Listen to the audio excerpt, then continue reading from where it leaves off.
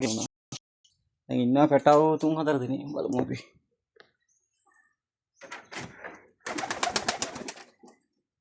මේ වෙන්නේ ඇත් පැටියෙක්. එදෙන මහ ජෝඩුව.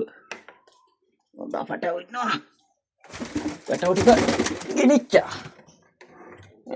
මේ අනික් පැටිය. මේ මෙයාගේ පැටියා. මේ දෙන්නේ තමයි මේ මයින් දෙන්න වැදුනේ. කළු එකාගේ. ආයෙ පිටර දාලා රකින්නවා අනික් පැටව ටික. අනික් පැටව ටික ගෙනිච්චා. මෙතන ඉන්න තව පැටියෙක් මේ.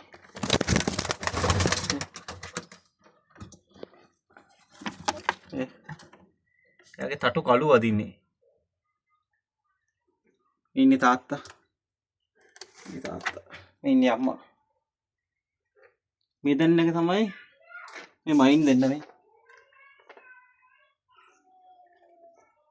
මේ මෙයාගේ පැටි මේගොල්ලන්ගේ මේස්මයි වදින්නේ පැටව. මේ.